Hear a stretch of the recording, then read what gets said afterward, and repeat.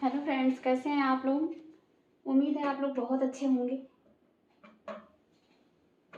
हम लोग पढ़ रहे थे मुद्रास्फीति। पिछले वाले वीडियो में हम लोगों ने पढ़ा था कि इन्फ्लेशन का प्रभाव कैसे कैसे और कहाँ कहाँ कैसे पड़ता है। अब हम देखेंगे आज वाली क्लास में कि मुद्रास्फीति का मापन कैसे किया जाता है। तो मुद्रास्फीति के मापन के यानी कि मेजरमेंट ऑफ इन्फ्लेशन के दो तरीके होते हैं। एक WPI मतलब होल सेल इंडेक्स और दूसरा होता है CPI मतलब consumer price index. Consumer price index यानी कि उपभोक्ता कीमत सूचकांक और WPI होल सेल इंडेक्स यानी कि थोक कीमत सूचकांक। सामान्यतया WPI का जो संबंध होता है ये उत्पादक वर्ग से होता है। उत्पादक वर्ग होलसेल यानी कि विक्रेता वर्ग, विक्रेता वर्ग ही थोक से कोई सामान खरीदता है, तो इसका संबंध जो है उत्पादक वर्ग से हो जाएगा थोक कीमत सूचकांक का।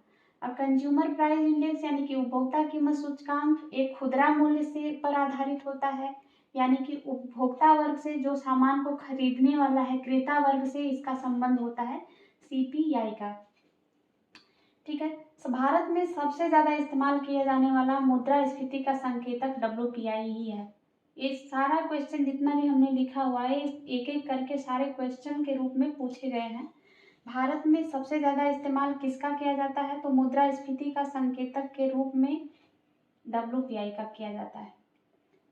इसको प्रकाशित कौन करता है, तो वाणिज्य एवं उद्योग मंत्रालय के आर्थिक सलाहकार द्वारा प्रकाशित किया जाता है। इसे वाणिज्य एवं उद्योग मंत्रालय के आर्थिक सलाहकार के द्वारा इसको प्रकाशित किया जाता है WPI को।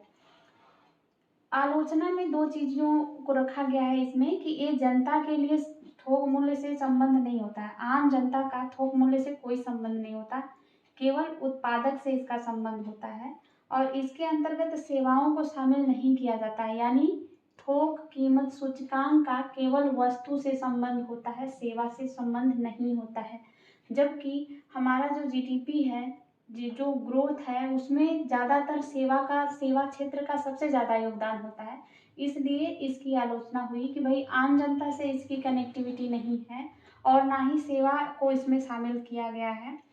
अच्छा, इसमें आधार वर्ष क्या रखा गया है, तो इसमें आधार वर्ष 2011 और 12 को रखा गया है। इसमें केवल अभी हमने बताया कि इसमें केवल वस्तुओं को ही शामिल किया जाता है। तो होलसेल WPI का फुल फॉर्म क्या है, होलसेल इंडेक्स, इसे थोक कीमत सूचकांक कहते हैं और इसका संबंध उत्पादक वर्ग से होता है। भारत में सबसे ज़्यादा जो मुद्रास्फीति के संकेतक के रूप में इस्तेमाल किया जाता है वो WPI का किया जाता है। इसे वाणिज्य एवं उद्योग मंत्रालय के आर्थिक सलाह के द्वारा प्रकाशित किया जाता है और आलोचना के तौर पर ये आम जनता के लिए नहीं बना हुआ है। आम जनता से संबंध इसका नहीं है और ना ही इसमें सेवाओं को शामिल किया जाता है। इसका संबंध केवल और केवल किससे है, तो वस्तु से है। उम्मीद है WPI आपको समझ में आया होगा। CPI को देख लेते हैं। CPI यानी कि कंज्यूमर प्राइस इंडेक्स इसका फुल फॉर्म है। इसे उपभोक्ता कीमत सूचकांक कहेंगे और इसका संबंध खुदरा मूल्य से होता है। इसका संबंध थोक मूल्य से होता है, इसका संबंध खुदरा मूल्य से होता है। इसका संबंध खुदरा मूल्य यानी कि उपभोक्ता वर्ग से इसका संबंध होता है CPI से। भारत में जो कर्मचारियों के महंगाई भत्ते का निर्धारण होता है या मजदूरी कह सकते हैं इसको, मजदूरी, महंगाई भत्ता या मजदूरी का जो निर्धारण होता है, मजदूरी भत्ता का निर्धारण होता है, वो CPI के द्वारा ही किया जाता है। इसमें वस्तु और सेवा दोनों को शामिल किया जाता है और इसका आधार वर्ष क्या है, इसका आधार वर्ष 2012 है।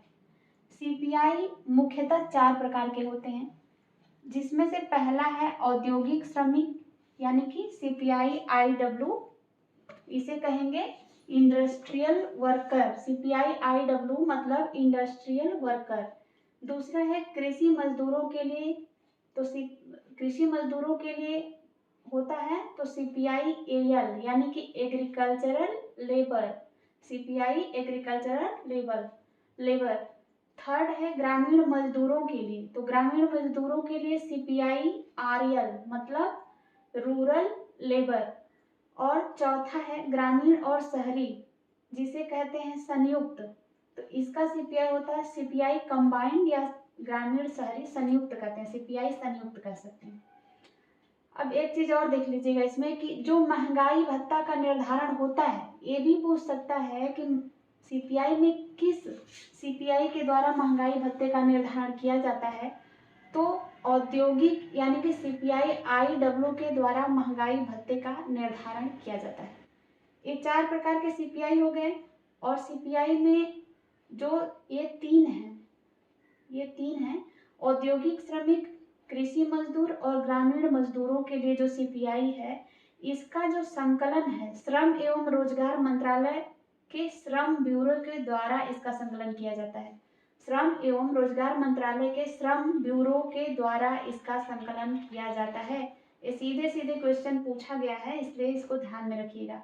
और चौथा सीपीआई है हमारा ग्रामीण शहरी संयुक्त यानी कि सीपीआई जो कंबाइंड है, इसका संकलन सांख्यिकी एवं कार्यान्वयन मंत्रालय के द्वारा, कार्यान्वयन मंत्रालय यानी कि सीएसओ के द्वारा, सांख्यिकी एवं कार्यान्वयन मंत्रालय इसको कहते हैं मोस्पी, और इसमें सीएसओ के द्वारा इसका संकलन किया जाता है। केंद्रीय सांख्यिकी संगठन इसको कहते हैं, सेंट्रल स्टैटिस्टिक्स ऑर्गेनाइजेशन, सीएसओ के द्वारा इसका संकलन किया जाता है।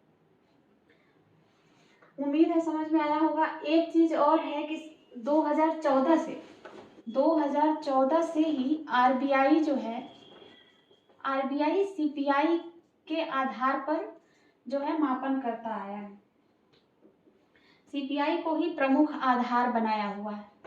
तो मुद्रास्फीति का मापन 2 तरीके से, डब्ल्यूपीआई, सीपीआई। और डब्ल्यूपीआई का सबसे ज़्यादा इस्तेमाल किए जाने वाला इंडेक्स है डब्ल्यूपीआई। इसमें केवल वस्तु को शामिल किया जाता है। ये वाणिज्य एवं उद्योग मंत्रालय के आर्थिक सलाहकार के द्वारा प्रकाशित किया जाता है।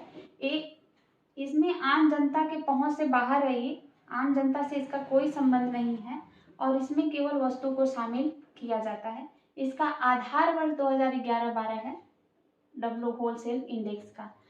सीपीआई जो है 4 प्रकार का होता है। इसमें वस्तु और सेवा दोनों को शामिल किया जाता है। एक खुदरा मूल्य पर आधारित होता है और उपभोक्ता से संबंधित होता है। इसमें कर्मचारियों के महंगाई भत्ते का निर्धारण सीपीआई आईडब्ल्यू के द्वारा किया जाता है। उम्मीद है आपको समझ में आई होगी चीज़ें। थैंक यू, आज के लिए इतना ही।